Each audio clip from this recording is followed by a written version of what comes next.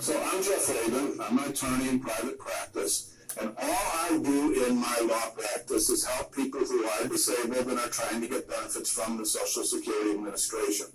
I started out in 1980 as an associate in a general law practice downtown, and I got stuck with the Social Security work because no one else in my office wanted to either deal with the clientele or the bureaucracy. As time went on, I found I liked the clientele and I liked the bureaucracy a whole lot more than I like other lawyers. And the nice thing about my work is I don't have to deal with other lawyers. So I started focusing just on Social Security work and started my own practice actually in 1988. I represent people all over the country. I've had discussions like this with groups all over the country. Jennifer told you a little of my history. This is my thing. I'm going to promise you all three things tonight. Number one, nobody will fall asleep. And if you try to, I do keep the rubber band up here, and I got a guy from the Epilepsy Foundation once right in his forehead and got his attention again. Number two, if you just talk with me here tonight, now I'm here to talk, I'm not here to lecture, I'm here to discuss. If you just talk with me tonight and follow our handout, I guarantee that you will know more about Social Security law than 98% of the lawyers on the street because they know nothing. Number three, except in one instance when I will tell you it is okay, you will not call Social Security's 1-800 number again. It is run by morons. And I'll say that on tape. You're as liable to get outright false information as you are to get help. At least that's been my personal experience with the 1-800 number. And you won't need that again as we go forward, except for, as I said, one instance when I'll tell you it's okay to use that. What we're going to do this evening is we're going to follow in our handout, and we're going to discuss what it means to be totally disabled under the Social Security Act. We're going to talk about what SSDI means and what SSI means and what the differences are, because those are important as you try to protect your future. We're going to talk about how Social Security thinks about cases, because they do think about every single case, just not always accurately. We're going to talk about what's key to getting your claims approved. We're going to talk about the best ways to file and appeal a claim through the process, and how just by talking with me here tonight, we're going to learn how to save 4 months in processing time. And 4 months in this lengthy program for somebody who's totally disabled with no income can be a game changer. So you'll know how to cut 4 months out of that processing time just from talking with me here tonight. And then we're going to talk about what's really the most important part of the program, and that's how to go back to work on Social Security. See, Social Security was never intended to support anybody. Social Security retirement was never intended to support retirees. It was intended to supplement your own family savings and resources. Social Security disability, for most of our clients, we try to look at as a time program, giving them time to treat, time to recover, time to retrain, and then time to return to the workforce. And there are very good return to work rules built into the Social Security Act. People don't understand them and are afraid to use them. By the time we're done here tonight, you will understand them and you won't be afraid to use them, and you'll be able to go back into the workforce without jeopardizing your benefits or without causing those nasty overpayments. I want you to follow in the handouts. If you have questions, don't hesitate to interrupt me. Now, because of Jennifer, I did put on the lawyer's costume today, and because it's videotaped, and really, when I walked in there, I said, all right, I'll leave the lawyer's costume on for the whole evening, but true, I can't do this, I'm just not that comfortable, so if y'all don't mind, I'd really rather get more comfortable so that we can go to work. And we're going to start out on page 3 of the handout. My web guy's going to probably kill me for not having my jacket on and something on the web. Oh well. And we're going to talk about what it means to be totally disabled. In order for me to get somebody SSDI or SSI benefits, I've got to prove the existence of a permanent physical and mental impairment producing symptoms of preclusive from a substantial mental activity for a period that lasted at least 12 months. So she was going to write that down, and it's going to pen already. If you got half, you're ahead of most people.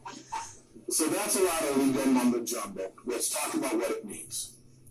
In order for me to get somebody disability benefits, I have to be able to prove that they are suffering from symptoms which so impact their day-to-day life that they could not function at any type of full-time work activity.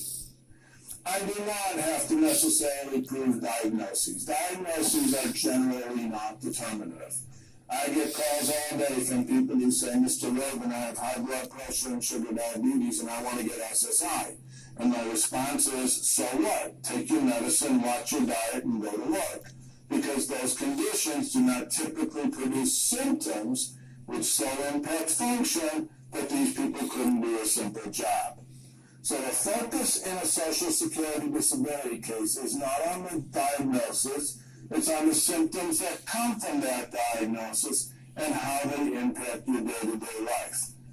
People with diabetes work. People with AIDS work. People with multiple sclerosis work. People with cancer work. So the fact of the diagnosis, except in a few instances, and we will get to the compassion and allowance issues in a little bit, but except in those instances, it's not the label that matters. It's the symptoms from that label and how those symptoms impact function. So if somebody calls me up and they have a physical medical problem, a bad back or a bad heart or a breathing problem or a left shoulder problem, what are the symptoms from that physical medical condition and how do they impact her ability to do the physical motions of work? Sitting in a chair, standing, walking, lifting, reaching, pushing, pulling, those physical motions that are involved in every single job, how are they impacted by this? I don't know what I'm talking about, and it now says Social Security, it says Social Security Disability Retirement Insurance Benefits, and the other line says Medicare, but those combined are FICA. Every dollar taken out of your paycheck for FICA, the boss matches. So she goes into her purse and she takes out $1, and then the money goes out to the Social Security trust funds in Washington, D.C. Now, give me a name. Yours or any name you want to use. Ethan. Keith, I'm sorry. So there's no bank account for Keith. Keith's FICA payments and those monies from his boss, they don't go to his savings account. They're not invested for him. He doesn't have money the government owes him. He doesn't have a pot that's being invested and gaining interest. The money gets split up amongst 3 large trust funds. Now the biggest, the one that eats up most of the money, Social Security Retirement. And then there's a little one off to the side, and a little is in the billions, and that's called Social Security Disability. And there's another little one, again in the billions, off to the other side, and that's called Medicare. And that's how these programs are funded. Keith's FICA payments, along with the matches from his boss, go into the trust funds. They're immediately paid out. So those of you who are family members who are getting Social Security retirement or disability benefits, you're actually getting the money that Keith and his boss sent in last month, so you had to send him a little thank you note. And then whatever is left over at the end of the term is loaned to the U.S. Treasury so they can lie to us about the actual size of the U.S. deficit, because if they ever included what they owed the trust funds, very few people would have any faith in the government. The issue with the trust funds right now is that there's not much left over. There's nothing left over because all the money that's going in is being paid out in benefits, and they're actually eating up into the principal. That's a whole other discussion we can have. In order to qualify for SSDI, you have to meet a 2-part FICA test. First, you had to have worked and paid FICA taxes for 40 quarters in your lifetime, or 10 years. Second, you must have worked and paid FICA taxes for 5 of the 10 years prior to the date you became totally disabled. The very lingo, 20 quarters or the 40 quarters preceding the onset of disability. Let's take an example. Jennifer made me put on the lawyer's costume today. Okay, you're going to learn a lot about me tonight. One of the things is I am the world's greatest klutz, and the lawyer's costume comes with shoes with ties. Bad decision. I go out in the parking lot after we do our talk tonight. I trip on my shoelace, I fall and bang my head. She gets nervous. She rushes me over to Highland Park Hospital, and they do a brain scan. They say, oh my God, he's more brain damaged than when he got to the Cancer Wellness Center, and now I'm totally disabled. I live way up north in Lake County, so my Social Security office would be Waukegan. So I would go to Waukegan and say, because of Jennifer, I'm now more brain damaged, and I want to apply for disability insurance. Their computer is going to call the IRS computer, and it's going to say, has Jeff worked and paid FICA taxes for at least 10 years in his lifetime? Okay, I was thinking about the other day, I've actually been working more than 40 years, which sounded really scary and old to me. So I qualify. Then they're going to say, for the second part of the test, pull Jeff's earnings records from 2003 through 2013, the 10 years prior to the year I became totally disabled. Has Jeff worked and paid FICA taxes for at least 5 of those years, or at least 20 quarters during that time period? If I have, I've purchased Social Security disability insurance coverage. If I've only worked 18 quarters in that time period, also 2 years, or I worked for cash and never paid the man a dime, I will screw myself because I wouldn't have purchased the insurance.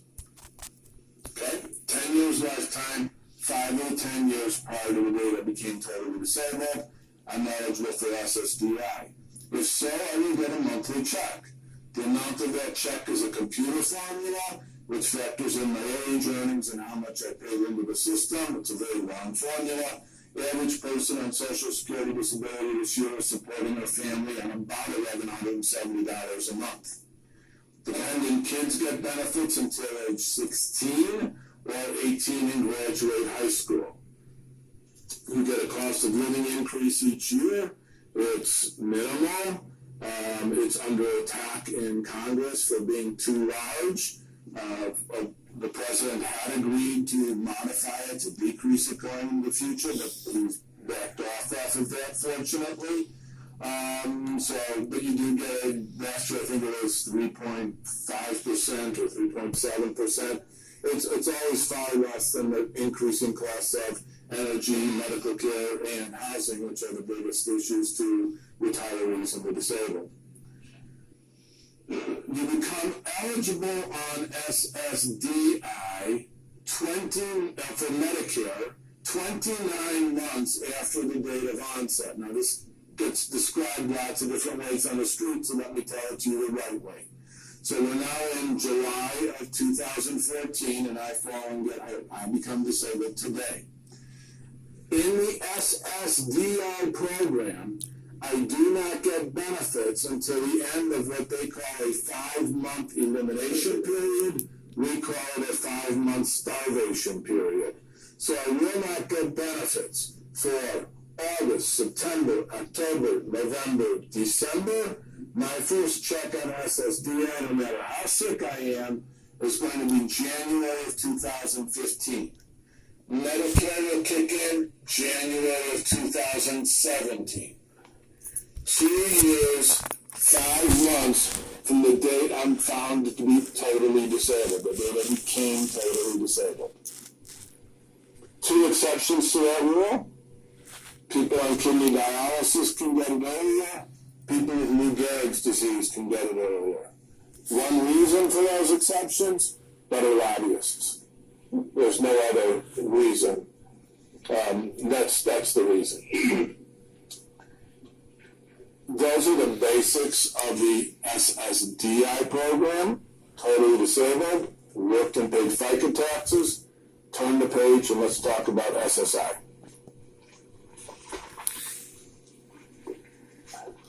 What is nice is to be in a room where there are some people, in fact, most people maybe, who remember Look in Life magazines. But I give this talk a lot, and a lot of times it's to rooms of students or young social workers and case managers, and I mention Look in Life magazines. I have the vaguest idea of this guy over here has no clue what I'm talking about. But these were nice, big magazines that told great pictures with great stories with photographs. And in 1971, there was a series of stories about the difference in elderly living conditions in the north where people are getting some support from their townships and their states and their communities, and the elderly living conditions down in the south where they were not getting any help when they were living in shanties and lean-tos, and there were pictures of the elderly eating out of cat food tins. Congress decided that was a bad thing, so they enacted the Supplemental Security Income Program to help the elderly poor, and then expanded it to help the disabled poor. So SSI also has two requirements. First is the exact same medical test that we talked about at the beginning of our discussion before this poor lady came in late and missed it. Second, you must be indigent. Indigent for SSI purposes means no money coming into the household other than possibly TANF benefits or child support, and less than $2,000 in non-excludable resources. Non-excludable resources, what do we mean? You're allowed a car in order to get to the doctor. You're allowed one house that you're living in order not to be homeless. They won't value the clothes on your back, but they will look inside your purse. They will look inside your wallet. They will look for savings accounts, checking accounts, investment accounts, IRAs, 401ks, 203Bs, cash value life insurance, U.S. savings bonds, poorly drafted family trusts, investment properties, any asset that can be converted into cash, even if you have to pay a tax or a penalty to access it, counts against the $2,000 limitation. They did amend the law a number of years ago to allow people to have graves, but when I first started doing this work, people literally have to sell or cash in their burial insurance or sell their grave sites in order to be under the $2,000 limitation. Yes, sir. Transitional assistance to needy families. So that's the old public aid benefits. AHO, AFDC. It's temporary benefits now to families with young children. If you're totally disabled and you meet those financial limitations and you're living independently, you'll receive an SSI benefit of $721 a month, plus food stamps and a Medicaid card. That leaves a totally disabled, indigent person in the United States still living 25% below the poverty level.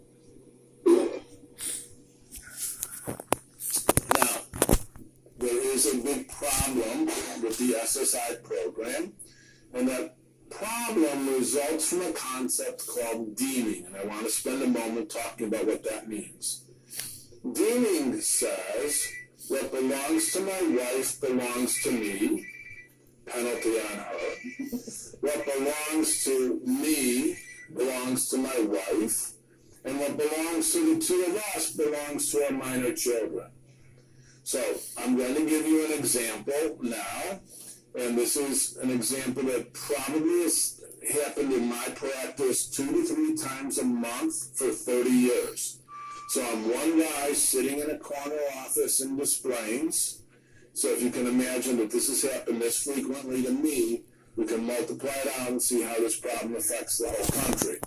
Here's the story. And this is not a made-up story. This is a compilation of many calls and emails. Lady goes to school and graduates, we're going to say in the late 80s. She goes to work. She does very well. She meets Mr. Wonderful. He's rocking in the tech world and the IT companies. He's making tons of money. They meet, they get married. He's doing so well. She decides, what the heck, I'm going to do what I want to do. I'm going to be a stay-at-home mom. And they have 1, 2, 3 little girls, and she's happy to stay home and raise the kids. We get into the 90s. The tech business changes. He goes from the high-flying companies to a nice, stable, mature company where he's doing well. But then we go into the 2000s, and that company is bought out, he's laid off, and he's now working for a 6-person little consulting firm. Well, now their kids have grown up, and the oldest one is 24 and out of school, the next one's 22, and she's a senior, the other one is 20 and is a sophomore, and in this 6-man consulting firm, they stopped paying for health insurance coverage for the family because truly no small business can afford all the health insurance for the family. And when you have 3 kids in college, you can't spend that kind of extra money. So they kept him insured, but none of the others. She's now 48 years old, and she comes to me because she's been diagnosed with multiple sclerosis, or she's been in a terrible car accident, or she's got breast cancer, which is multiple sclerosis. It's an easy one. And she says, hey, Jeff, I don't have health insurance. I want to get into the MS clinic at Rush because I really like those doctors at that program. Can you get me SSDI and a Medicare card so that I can go in and see those doctors? I can't get her SSDI and a Medicare card. How come? She hasn't worked for 5 of the last 10 years and paid FICA taxes. She stayed home raising the kids.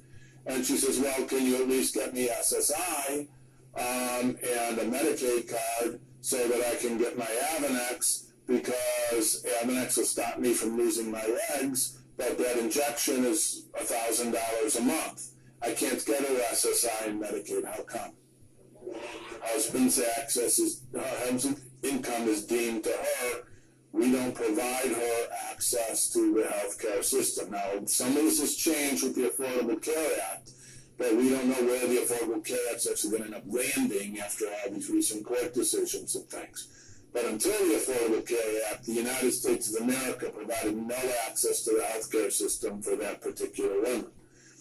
Bottom line is, in the United States of America, stay-at-home moms who get sick get screwed because they have no access to this system. Then the story goes on. And again, I'm not making any of this up. Husband looks at her and says, you're sick. You're not fun anymore. And he's out the door. Now, he's saved $250,000, $300,000 in 401ks and profit-sharing plan benefits, and she gets half of that in the divorce for her old age. Still can't get SSI until she either does some very expensive and extensive estate planning, or she cracks the IRAs, pays the taxes, pays the 10% penalty, blows it down below $2,000, then we'll give her $721 a month to live on. The Affordable Care Act is a big game changer. For example, in that last scenario, the fact that she has money in the IRAs would not stop her from getting a Medicaid card now.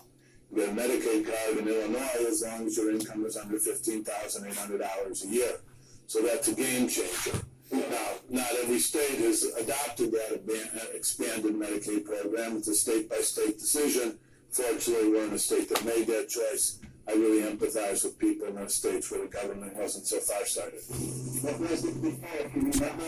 So before the Affordable Care Act, you could only get a Medicaid card if you fit a category. And the categories were over 65 and poor, pregnant, having a small child living with you, or if you were totally disabled.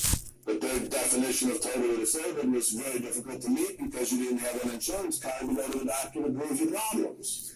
So people like these women that I'm describing, and I've talked to hundreds in my career, were left out in the cold, just routinely. So I'm a big fan of the Affordable Care Act in concept. I'm a big fan of the Affordable Care Act in some of the ways it's been applied, especially with expanded Medicaid. No one knows what the long-term ramifications are going to be, but I believe anything that provides people in the United States with access to the healthcare system is an important advancement, and I see it really help my clients a great deal. So, that was a little bit off topic. SSDI. Worked and paid FICA taxes and became totally disabled. SSI, totally disabled, and indigent, those are the 2 main programs. Now, what we've done so far is we've talked about what they call law school black letter law, big law. But these are big concepts. They're refined by something called regulations. And regulations are issued by Social Security, and that's pages and pages and pages and pages of fine print. The regulations are then refined by something called the Program Operation Manual System, which at the hearing level is redefined by something called the HALEX. Social Security then issues something called rulings to change all of that law, and then all of that is then reinterpreted by the federal courts. So in my little niche area of practice, there's lots of law. We're going to talk for a moment about in the regulations, because in the regulations, there's an analytical framework that is used by every single decision maker. Whether your cases are initial and reconsideration or all the way up in the federal courts, everybody applies the same 5-step analysis, and they call it the sequential evaluation procedure.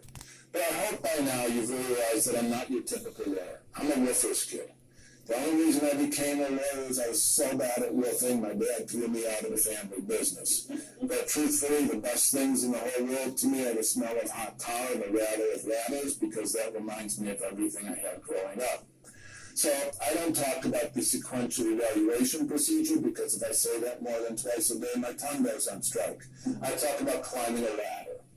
So let's talk about climbing the ladder, and we're now on page 7. Thank you for having me there.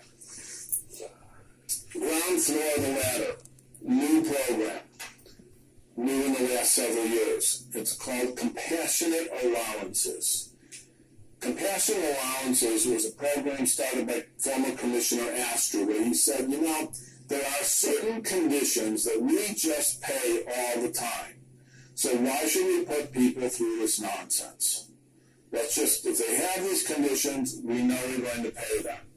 Starting out with a list of 35, now I believe the latest list is 185. I brought copies of this for all of you, so I'll give this to you before you leave tonight. I have a bunch of things. I don't want to give them to you now because I want you paying attention to me and not reading them. But you can get the list of compassionate allowances on Social Security's website, which is www.ssa.gov. That's in your handout. If you have one of these conditions, you are supposed to be put into pay status within 2 weeks. Now that means your case is approved. You still have to go through the 5-month waiting period from your onset date before benefits will actually be awarded to you or actually get checks. But the application itself should be approved very quickly. Most of the conditions in the compassionate allowance list are things you've never heard of, very esoteric conditions, things that never even come in my office with all the people I've talked with in 30 plus years. I'm doing this, but there are a number of cancers on there. And especially, we're going to talk about this in more in a few moments, but cancers that have metastasized, that's the magic word at Social Security.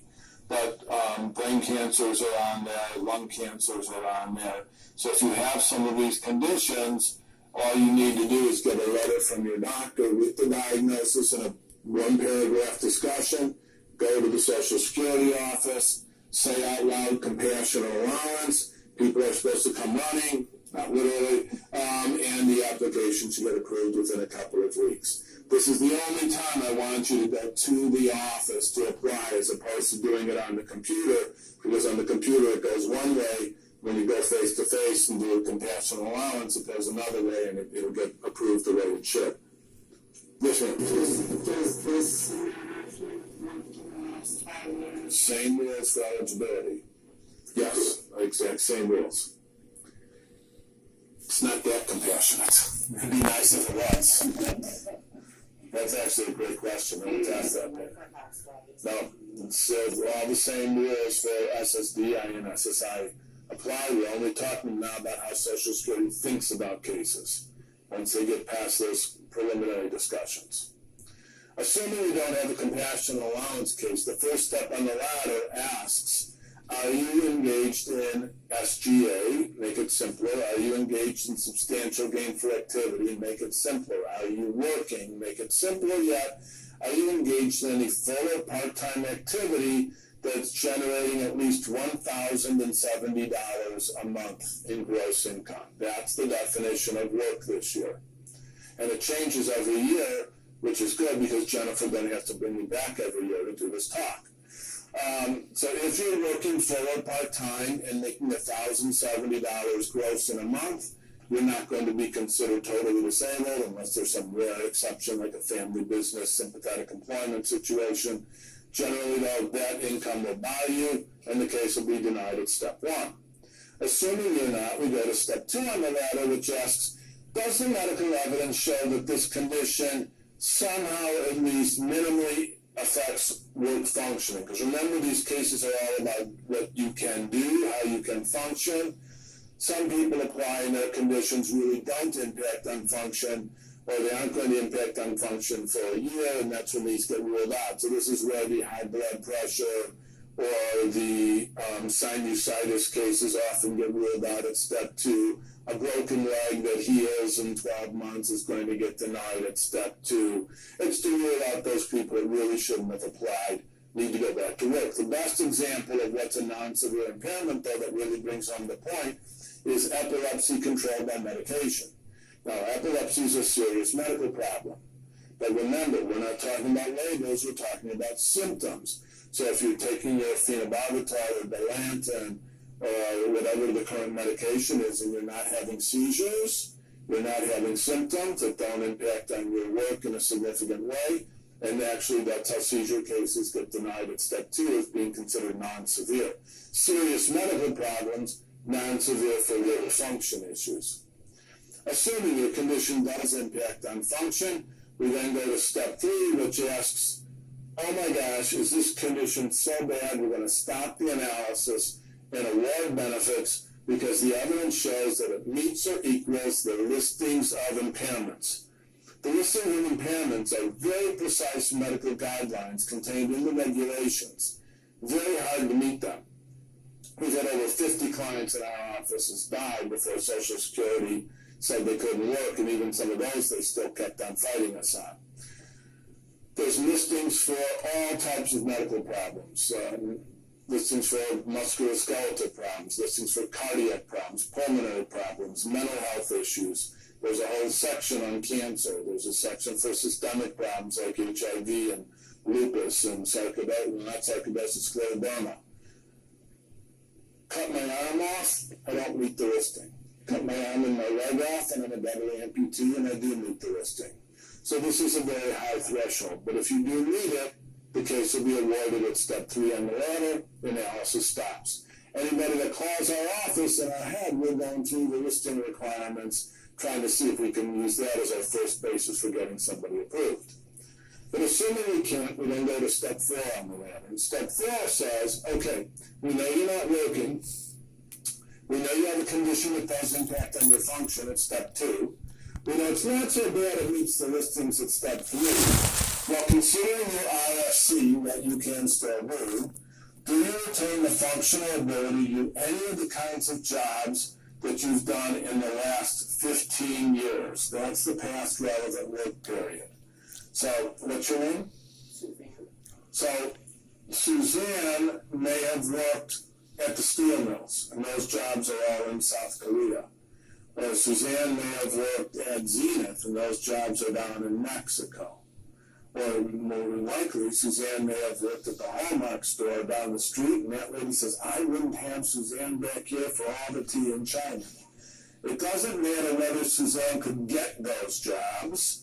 The issue is whether she retains the functional capability of doing any of the kinds of jobs she's done in the last 15 years. If she does, we lose at step 4. If she does not, and we can prove she can't do her past relevant work, we go to the last step, or step 5 of the ladder, which says, we know she's not working, we know she's got a severe impairment, we know it's not so bad it meets the listings, we know it's bad enough it stops past relevant work. Now, considering her age, her education, her work history, and her RFC, residual functional capacity, are there other kinds of jobs that she can perform full-time in the national economy? If there are, we lose. If there are not, we've achieved getting her benefits. And this is when we fight with the ticket-taker job and the bank teller job and things like that. Yes, sir. This is serious Yes. It does not matter whether somebody could get the job, get to the job. The jobs, so what the law says technically is Social Security does have to be able to prove that those jobs exist in significant numbers in the regional economy. So our region here is considered the 9 counties metropolitan area, and the courts have held that if a vocational expert for Social Security can identify a job that has 700 positions, get it anywhere from Gary, Indiana to Rockford, that counts a significant number in our area. So it's really proving that people basically can't function. Arguing numbers is almost an impossible limit Social Security. We don't fight that battle.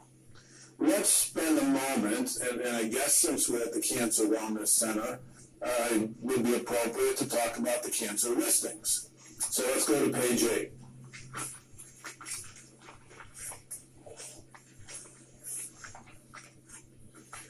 So let's talk real fast about the most difficult cancer case call that we get, and the one that ultimately we have to turn down most of the time, and that's the breast cancer case. So let's talk about why we have to turn that down and what the issue is, and then we'll talk about the listings. The typical call I get on breast cancer, this might not be your case, but this is the typical call I got, is a woman goes to the doctor because she has a lump or some abnormality. Doctor does the biopsy, says she has cancer. Doctor does the surgery, either a lumpectomy or mastectomy. We have a period of time for recovery from the surgery. Then they start chemotherapy, then they start radiation. Experience now shows that that whole process is about 8 months for most of the women that call. Remember I said to be totally disabled, the minimum time period is 12 months. It's very rare and difficult for me to get oncologists to go the extra 4 months after treatment stops.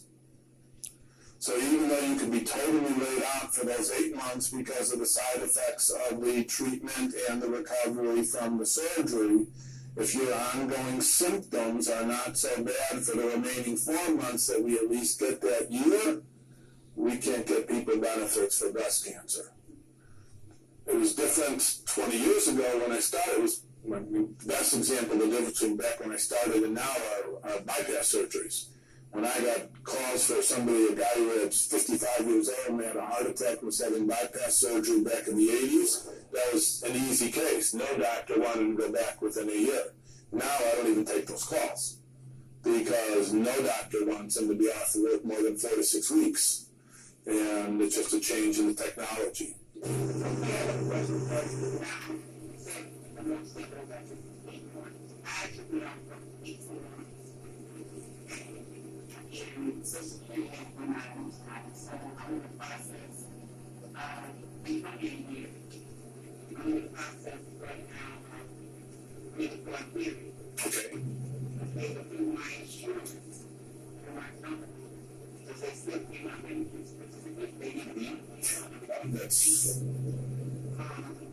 They actually have a ability because when I first got a lot of charges, they actually made me go just in case I would go out.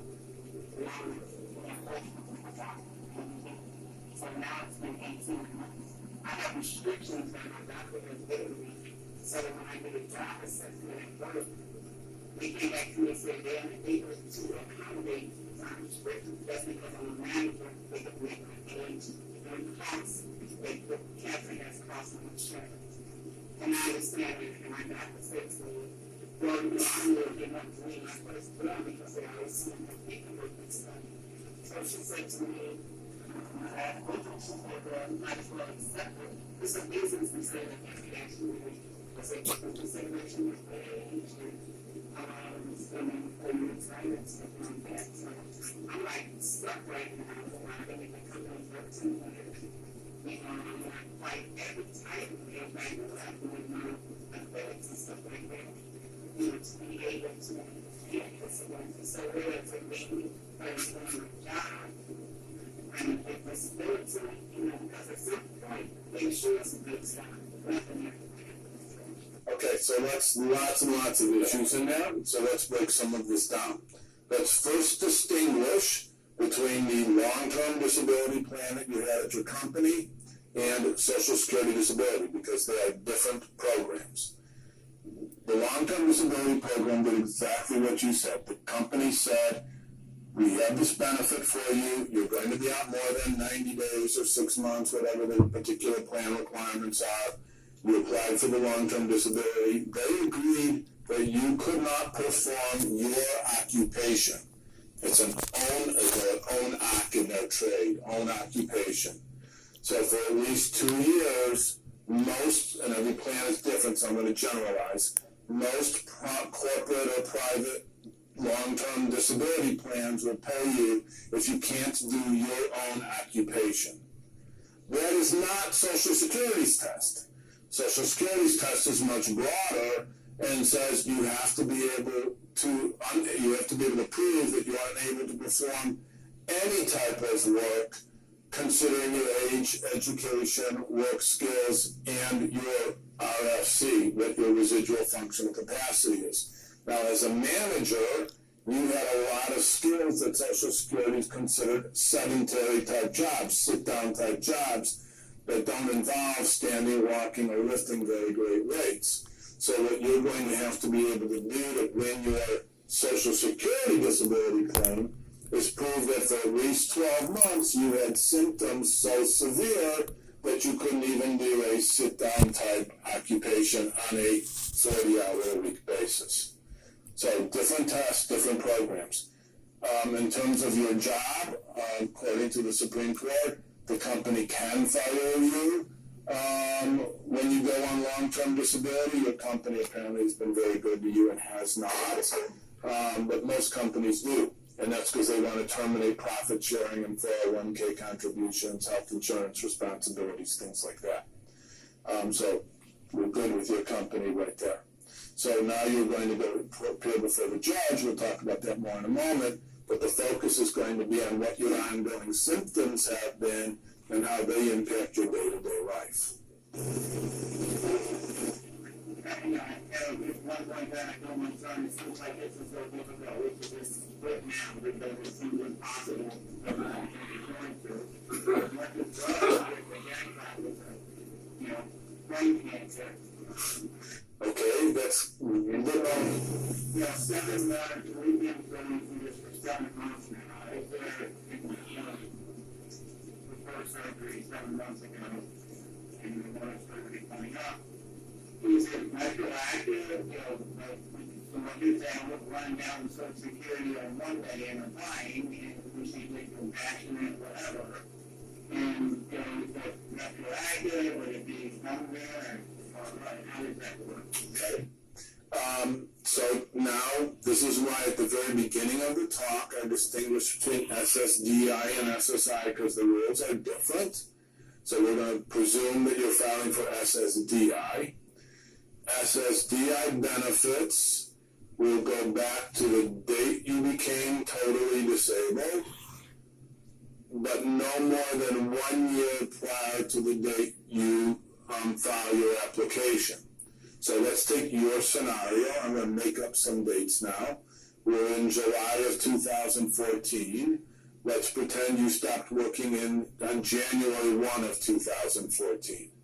So if Social Security finds you disabled right now, they will go back and say you became disabled on January 1 because it was the first of the month. They'll count that month. So January, February, March, April, May would be your waiting or elimination period months. So your checks would start June 1 of 2014.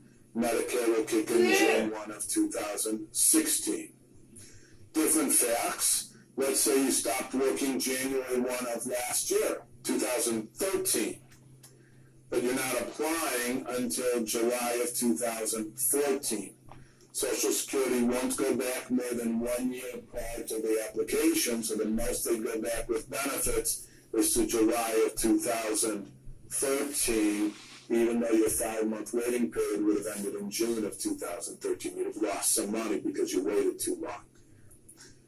SSI never goes back further than the month after the month you apply. So even if you were disabled a year ago, if you applied today, your first check will be August of 2014.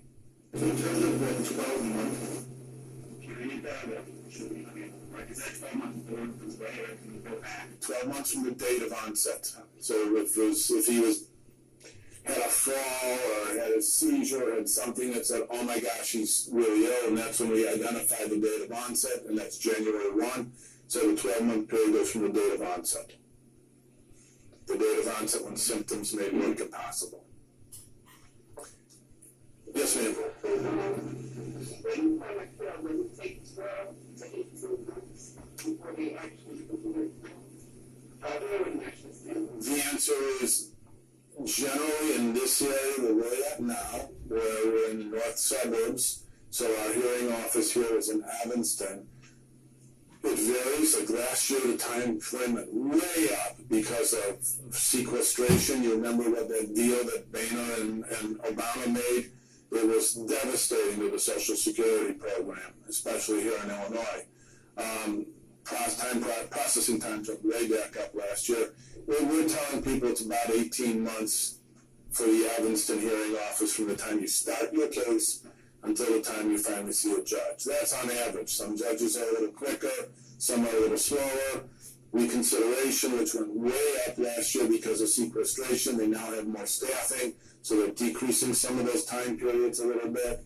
The goal of Social Security is to decrease all the time periods. The problem is there's just a lot of cases. There's just the recession brought in a lot of people applying who shouldn't have applied, and they've really clogged up the system with a lot of bad cases. Approval rates nationwide are plummeting from the judges. Many, many more cases are being denied. That's for a whole bunch of reasons. Some are legit. There's just a lot of cases that were filed that shouldn't. Some is a political shift in the people that have been appointed to be Social Security judges. Some is just because of the medical system. Is there a limit, like based off research you're out, is there a limit on how many times you can be denied and then you can never apply? Could you apply from that to All right, so again, different answer for SSDI than from SSI. From SSDI, if you're denied and you exhaust your appeals, which could be all the way up through the U.S. Federal District Court, you can apply again as long as you're still insured under the Act, and that's that 5 years out of 10 years. Eventually, you're so far away from when you last paid into the FICA system that you lose your coverage. SSI, you can keep applying. Every new application starts a new period of benefits. Okay. The key to the listings for any cancer, to make, if I see in the word distant metastases, that is that the cancer has metastasized beyond the regional area. So take breast cancer. If it's metastasized just to the lymph nodes under the arm, that's not considered a distant metastasis. If they find cancer cells elsewhere in the body, that is, and that meets the listings. So metastasis is really a significant finding. If there is surgery or there is treatment and the cancer is recurred, that will generally meet the listing. Those are the two main things in terms of the actual cancer that will almost always meet the listings. And there's a whole bunch, there's like 20 different cancer listings, so I don't have them all memorized. But this is generally what we're looking for when somebody calls us on a cancer case. The focus is also on that time period, documenting the symptoms. And we're going to talk more about that in just a moment. Yes, sir. Same issues. Basically, it's the same issues. Now, leukemia can meet the listings. I didn't bring my tablet in, so I don't have the leukemia listings in front of me. There is a listing for leukemia. It's difficult to meet. It all depends on the medical records. So I wish I brought my tablet, and I was going to go out to the car and get it, and we'd already wired up with this microphone thing, so I didn't want to go out. So if you wait after when we talk, I can go out and get my tablet and pull it up on the internet and give you a very quick answer. But there is a listing for leukemia. I don't recall the exact requirements of it. I don't think leukemia falls under the compassionate allowances, though. We can double check that when we're done. I'll put that I have here, and I can pull that out.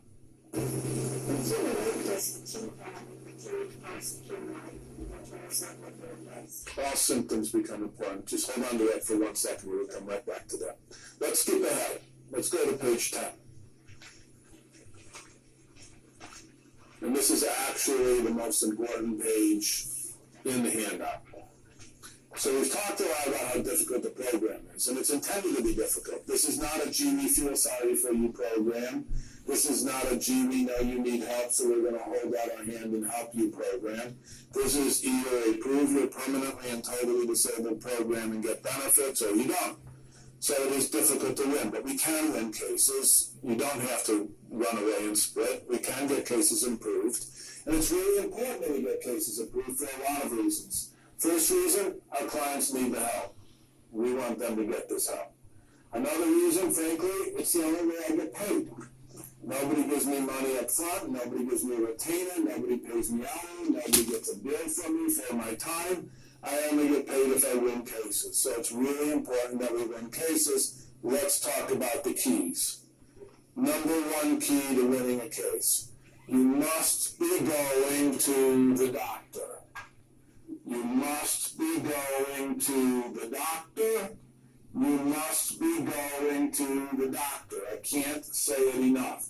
I tell every client when we first meet, what you say is not evidence because you want the money. What your husband says, oh my wife, I feel so bad, is not evidence because he likes you. Only evidence that counts in a disability case are the clinical charts of the treating medical specialists.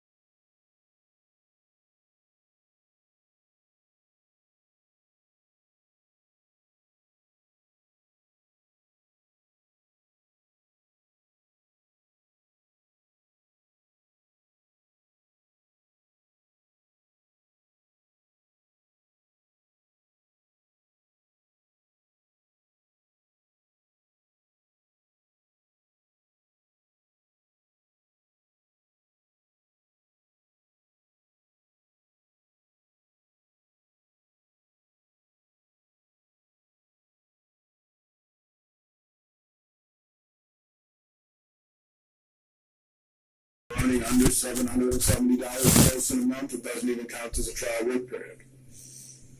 So it depends where you're at in the process, and it depends on how much you're earning. And remember, it's always gross earnings. Okay, someone else had their hand up. Yes. So, you get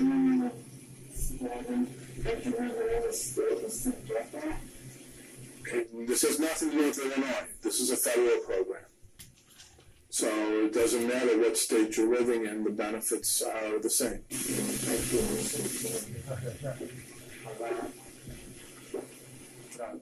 Doesn't and California and I think Massachusetts have an SSI supplement where they actually give you a little extra. I'm not sure if that's still true, or not. It used to be. California does have its own disability plan for the first year to help people while these cases are pending. So that's actually a really good benefit, but it doesn't matter where you live.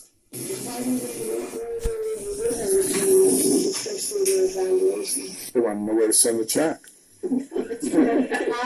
Yeah, but they still want to know. They still want to know what.